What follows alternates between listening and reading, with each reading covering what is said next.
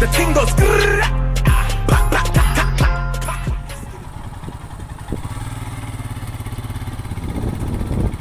Continue on Dekiako Bornamga Path for 3 kilometers.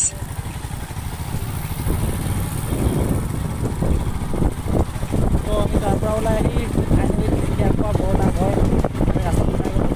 তো মোটামুটি 5 kilometre গৈ আছোঁ।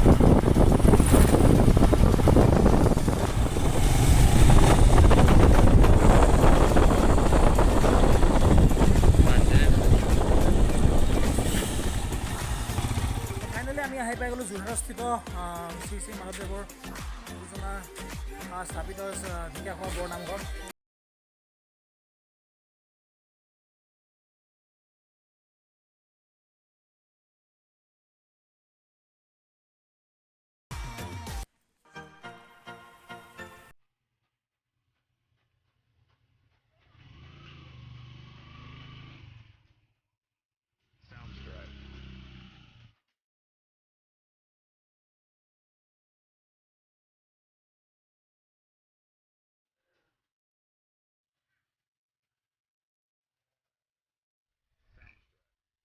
এতিয়া ঢেকীয়াখোৱা বৰনামঘৰ আপোনালোকক সুন্দৰভাৱে দেখুৱাই দিওঁ। এইটো মন্দিৰৰ ভিতৰ ভাগ।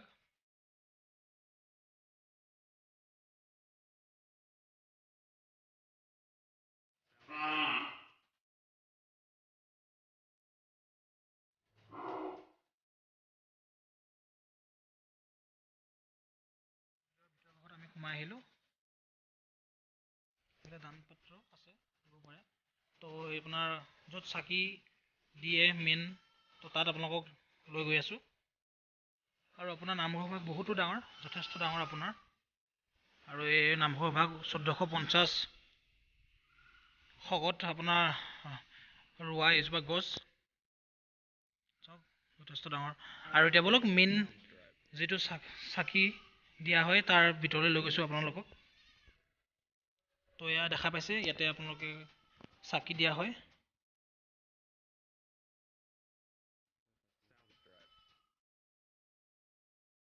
ইয়াতে সকলোৱে চাকি দিব পাৰে, আমিও দিলোঁ চাকি এগছ।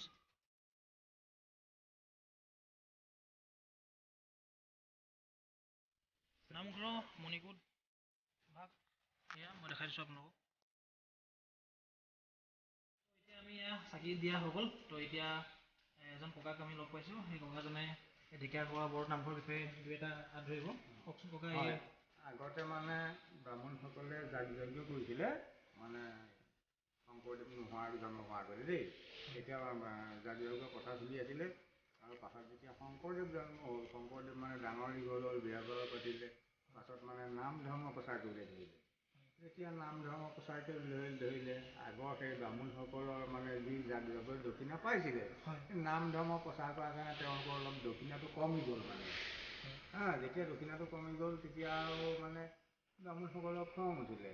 খং উঠি পেলাই ব্ৰাহ্মণসকলে ৰজাৰ ওচৰত এটা কেছ দিলেগৈ যে মহাৰাজ, এইটো ক'ৰবাৰ শংকৰ এটা ওলাই পেলাই আমাৰ মানে চব যাগ যজ্ঞবিলাক নষ্ট কৰি দিছে, আমি দক্ষিণা নোপোৱা হৈছোঁ।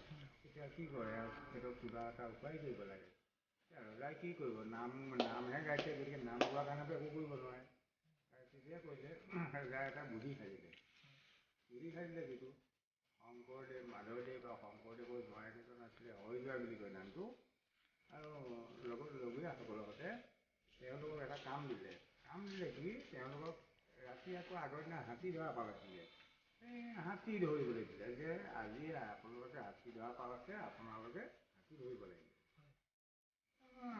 শংকৰদেৱ মাধৱদেৱ আৰু এনেকৈ চাৰিজনে লগৰীয়াসকলে কথা বতৰা পাতি পেলাই মাধৱদেৱে শংকৰদেৱক ক'লে যে আপুনি যাওক দেই ইয়াৰ পৰা, শংকৰদেৱক ক'লে। এতিয়া শংকৰদেৱ মানে মধুপুৰলৈ গ'লগৈ। শংকৰদেৱ মধুপুৰলৈ গ'লগৈ, আৰু মাধৱদেৱ আৰু লগৰীয়াসকলৰ সৈতে, এই হৰিদিয়াৰ সৈতে, এই শিষ্যসকলৰ সৈতে মানে শিৱসাগৰ মেচাগৰ তাত থাকিলে। যেতিয়া থাকিলে থকাৰ পিছত ৰাতি হাতী আহিল মানে হাতী আকৌ তেওঁলোকে নধৰিলে, হাতী এৰি দিলে। যেতিয়া এৰিলে, তেওঁ ৰজা আকৌ চোৱাই কথাটো চাই আছিলে, হাতী ধৰে নে নধৰে। যেতিয়া হাতী নধৰিলে, চোৱাবিলাকে ৰজাক কথাটো লগাই দিলেগৈ যে মহাৰাজ, আজি হাতী আহিছিলে, এওঁলোকে হাতী নধৰিলে। তেতিয়া ৰজা খং উঠি গ'ল, কিয় হাতী নধৰিলে?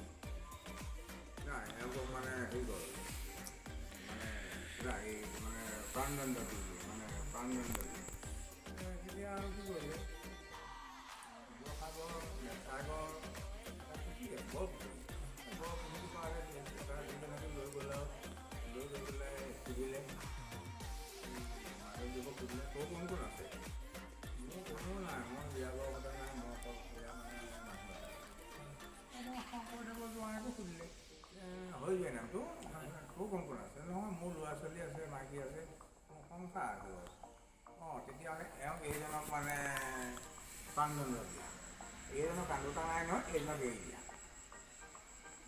কি কৰিলে মাধৱদেৱে আপোনাৰ 1450 খ্ৰীষ্টাব্দত এই নামঘৰ ভাগি স্থাপন কৰিছিলে আৰু আপোনাৰ তেতিয়াৰ পৰা আপোনাৰ এতিয়ালৈকে চলি আছে আপোনাৰ থাকি গৈছে নহয় কৈ দিওঁ তাৰপৰা মানে কি হয় এই মানুহক যেতিয়া মানে এই শংকৰদেৱৰ জোঁৱাইক হৈ যোৱা মুণ্ড ছেদন কৰিলে এইপিনে ডিঙিটো কাটি দিলে ডিঙিটো যেতিয়া কাটি দিলে এই কটা ডিঙিটো উৰি গৈ পেলাই মাধৱদেৱৰ ঠেঙত ৰাম ৰাম বুলি মাধৱদেৱৰ ঠেঙত পৰিলে যেতিয়া আকৌ পঢ়ুৱাবিলাকে ভাবিলে যে মহাৰাজ এইটো কিবা এটা যাদু আছে নহ'লে কটা মূৰটো গৈ মাধৱদেৱৰ দিনত কেনেকৈ আছে কেনেকৈ যাদু আছে যাদু আছে যদি হেৰি কৰে যাদু আছে মূৰটো উৰি গ'ল নহয় গতিকে তোমাৰ জেলত বান্ধি কৰি থ'ব লাগিব তেতিয়া মাধৱদেৱক জেলত বান্ধি কৰি থ'ব লাগিব জেলতে মাধৱদেৱে ভাল ভাল লোকগীত বৰগীত গাই আছে নাৰায়ণ কাহি ভকতি কৰোঁ ৰামে গামৰ মন মাধৱ এনেকুৱা গান প্ৰাৰ্থনা চৌৰা যেতিয়া ধুনীয়া ধুনীয়া গীত গাই আছে সেই গীতবিলাক আহি পেলাই ৰাতি মানে আৰু ৰজা কাণত পৰিলে তেতিয়া পঢ়ুৱাব খুলিলে ইমান ধুনীয়া গান কোনে গাইছে যদি ইমান ধুনীয়া গান গাব পাৰে তেনেকৈ তুমি এৰি দিয়া গ'লা অঁ তেতিয়া মই পৰিয়ালসকল গৈ আৰু ৰজায়ো ধনখনে পাচি লৈ গৈ মাধৱদেৱক বিদায় দিলে নহয় আপুনি আৰু আমি বিদায় তাৰপাছত আৰু মাধৱদেৱ আহি ইয়াত পালেহি ইয়াত আকৌ বুঢ়া বুঢ়ী বুঢ়া বুঢ়ী ঘৰতে মাধৱদেৱ থাকিলে আৰু থাকিলে বুঢ়া বুঢ়ীয়ে মাধৱদেৱক ঢেকীয়া শাকেৰে ভাত খালে কিন্তু ঢেকীয়া খোৱাৰ নাম দিলে তাৰপিছত মাধৱদেৱ শংকৰদেৱ লগ পোৱা বোলে মধুপুৰ হৈ গ'ল মানে ঢেকীয়াখোৱা নামঘৰটো মেইন উদ্দেশ্য নাম হ'ল আপোনাৰ যি বুঢ়া বুঢ়ী হালে আপোনাৰ বুঢ়া বুঢ়ী হালে ঢেকীয়াখোৱা দি মানে ঢেকীয়া শাকেৰে ভাত কৰিছিলে মাধৱদেৱ ভাত ঢেকীয়াখোৱা আপোনাৰ বৰনামঘৰ নামটো স্থাপিত হ'ল সেইটো তাৰপিছত আজি 1450 তেতিয়াৰ পৰা আৰু ধৰি লওক আৰু আগৰ যিমান নামঘৰ মানে বাঁহৰ বা কাঠৰ আছিলে আজি ক্ৰমান্বয়ে ধুনীয়া হৈ গৈছে এতিয়া আপোনাৰ এতিয়া দেখিছোঁ আপোনাৰ গেট বন্ধ হ'ল ৰাতিপুৱা যথেষ্ট মানুহ ভিৰ হৈছে ৰাতিপুৱা খোলা থাকে এতিয়া মানে ইমান সময় এঘণ্টা দুঘণ্টা বন্ধ থাকে আৰু দিনটো কিমান কাম কৰিব তাৰ মানুহবিলাক বেছি কেইদিন যে আৰু ঘৰলৈ যায়গৈ তাৰপৰা আকৌ আহিম আৰু সন্ধিয়া হৈ যায় কিন্তু ফাৰ্ষ্ট কিন্তু মই আহোঁ আৰু এইবিলাক অকণমান দেৰি কৰে আৰু ঠিক আছে ভাল লাগিলে আপোনাক লগ পাই পেলাই দুই এটা কথা জানিলোঁ কি বুলি কয় যিহেতু আমাৰ ছাবস্ক্ৰাইবাৰ সকলো গম পাৰিব আৰু নহা মানুহ যদি আছে কোনোবা আহিব এটা একদম সুন্দৰ পৰিৱেশ আৰু মনৰ বাঞ্ছনা পূৰা হ'ব বুলি আশা আছে নহয় জানো হয় ঠিক আছে তেতিয়াহ'লে আমি ইয়াৰ পৰা এতিয়া যাওঁ ঠিক আছে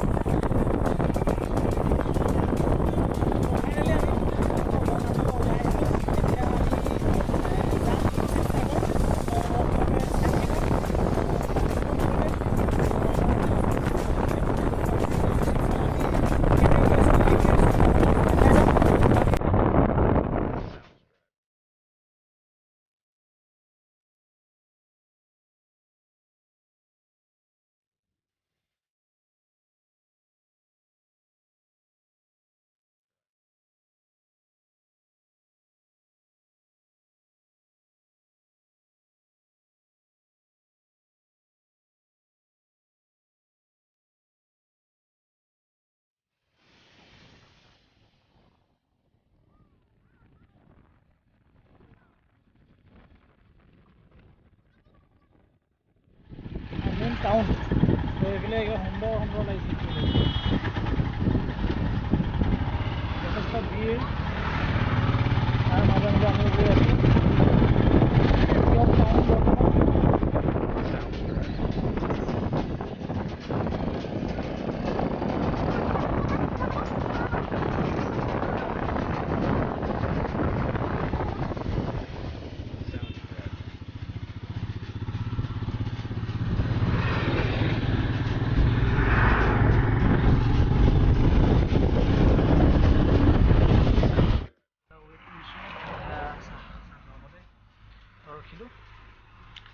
একদম ভাও লাগি গৈছে বাইক চলাই ৰোডৰ কিনাৰতে এয়া গাড়ী গৈ আছে মেইন ৰোড কিনাৰতে চাহ ভণ্টি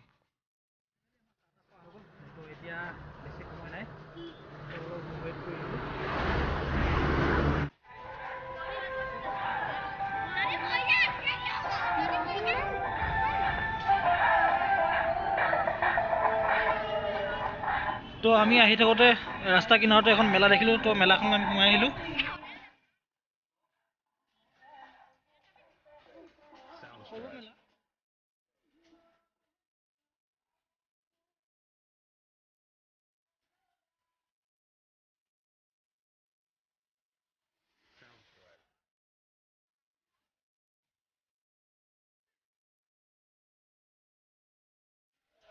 আমি মেলাখন আমি এক্সপ্ল'ৰ কৰিলোঁ, তো এতিয়া আমি গৈ আছোঁ শিৱসাগৰ টাউন সোমালোহি।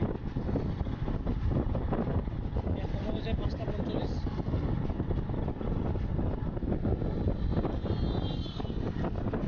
ইয়াত ওচৰত দেখিছে আপোনালোকে ৰংঘৰ। এতিয়া আমি নোসোমাওঁ, কাইলৈ এক্সপ্ল'ৰ কৰিম। ইয়াত গুটিসুটি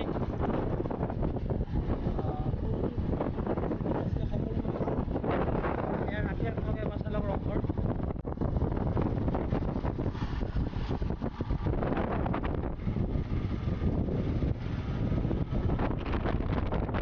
সকলো এক্সপ্ল'ৰ কৰা। তো এতিয়া আমাৰ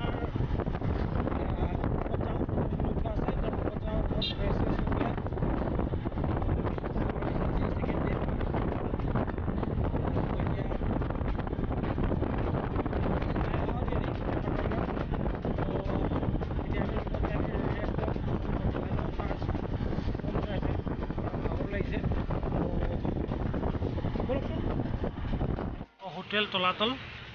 তো আমাৰ ৰুমটো ইয়াতে, বলক আমাৰ ৰুমলৈ দেখাই আছোঁ আপোনালোকক।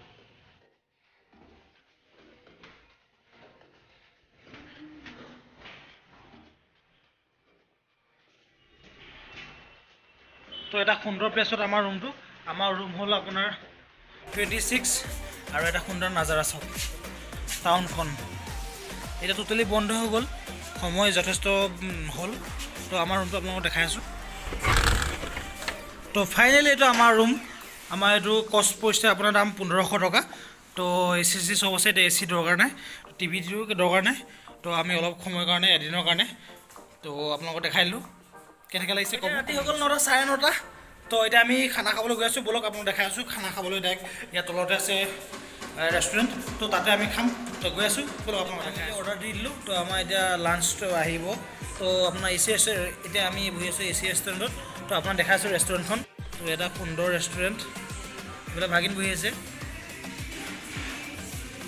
ৱাও, আমাৰ খানা আহি গ'ল। এয়া চাওক, এয়া বাচমতি চাউল, বেঙেনা ফ্ৰাই, পাপৰ, এইফালে আন্দা, ডাল ফ্ৰাই, এইফালে মুগ দাইল। তো এই ভাগিনে খাই আছে। ঐ কেনেকুৱা লাগিছে খানা? বঢ়িয়া না? ঠিক আছে, আমি এতিয়া খানা খাই লওঁ। খানা খাই মেলি আহি ডাইৰেক্ট বেডত পৰি গ'লোঁ। তো আজি ভিডিঅ'টো ইয়াতে সমাপ্ত কৰিব লাগিব, সময় যথেষ্ট হৈ গ'ল। ভাগৰো লাগিছে ইমান ৰাইড কৰা। তো আজি ভিডিঅ'টো ইয়াতে সমাপ্ত কৰিব লাগিব। যদি ভিডিঅ'টো আপোনালোকে ভাল পালে লাইক, কমেণ্ট, শ্বেয়াৰ, ছাবস্ক্ৰাইব কৰিব। আৰু মোৰ চেনেলত যদি কোনো নতুনকৈ আছে প্লিজ ছাবস্ক্ৰাইব কৰি দিব আৰু আপোনালোকে লাইক ডান কৰিব নাপাহৰিব। তো আজি ভিডিঅ'টো ইয়াতে সমাপ্ত। ধন্যবাদ।